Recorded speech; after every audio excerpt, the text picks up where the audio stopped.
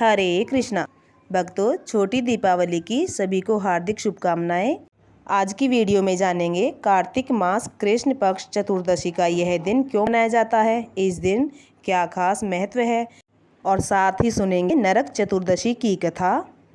भक्तों, आपको बता दें कि कार्तिक मास में कृष्ण पक्ष की चतुर्दशी का यह दिन, नरक चतुर्दशी का यह पर्व बड़ी श्रद्धा से मनाया जाता है, क्योंकि भक्तों कार्तिक मास कृष्ण पक्ष की चौदस को छोटी दिवाली होती है और इस दिन आटे, तेल, हल्दी, उपटन शरीर पर लगाकर स्नान करने से सभी तरह के नरक से मुक्ति मिलती है। इस दिन भक्तों बता दें कि चौमुखा दीपक भी जलाया जाता है यमदेव के नाम का।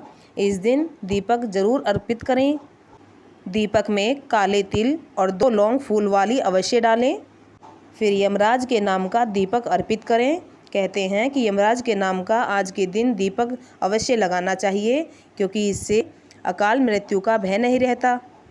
मान्यता यह है भक्तों कि भगवान श्री कृष्ण जी ने नरकासुर नामक दैत्य का संहार किया था।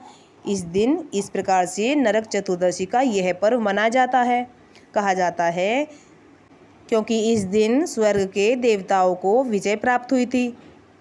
आइए भक्तों, नरक चतुर्दशी की कथा शुरू करते हैं। पौराणिक मान्यताओं के अनुसार प्राचीन समय में रनित देव नामक एक राजा राज्य करता था। वह राजा बहुत ही धर्मात्मा और दानी था। वह पूर्व काल में बहुत ही सत्कर्म कर्मों से प्रेरित था। वह बड़ा ही दानी प्रतापी था और बड़े ही दान्य पुण्य किया करता था।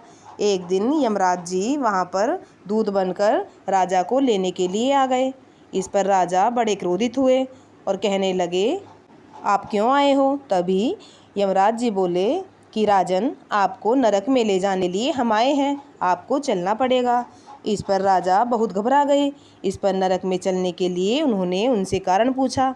तभी यमराज बोले, राजन, आपने जो दान पुण्य किए हैं उसे तो समस्त विश्व भी जानता है, किंतु पाप को केवल भगवान और धर्मराज ही जानते हैं।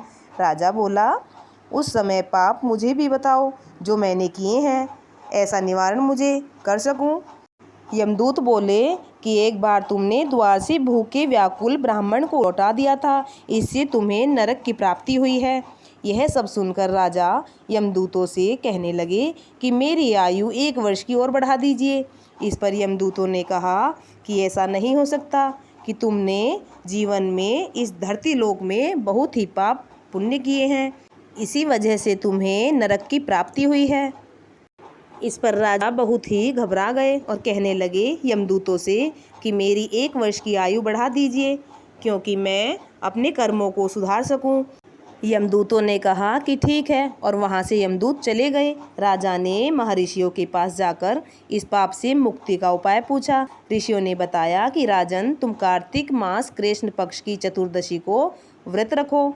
इस पर राजा ने चतुर्दशी के दिन व्रत रखा और भगवान श्री कृष्ण का पूजन किया। तभी ब्राह्मण को अपने घर पर बुलाकर उन्हें भोजन कराया और आदर सहित उन्हें दान दक्षिणा देकर विदा किया। फिर राजा अपने पापों से मुक्त होकर कार्तिक मास कृष्ण पक्ष की चतुर्दशी में विष्णु लोक को प्राप्त हो गए। इसी प्रकार कार्तिक मास कृष्ण पक्ष की चतुर्दशी में भगवान श्री कृष्ण ने नरकासुर नामक दैत्य का संहार किया था। इसीलिए यह दिन और भी खास हो जाता है। भक्तों, आज के दिन दीपदान करने का बहुत बड़ा महत्व है। आज के दिन विजय प्राप्त की थी भगवान श्री कृष्ण ने, इसलिए आज के दिन मंदिर में अपने आसपास दीपदान अवश्य ही करने चाहिए। जीवन के सभी अंधकार दूर हो जाते हैं और सभी विपत्तियों से मुक्ति मिलती है।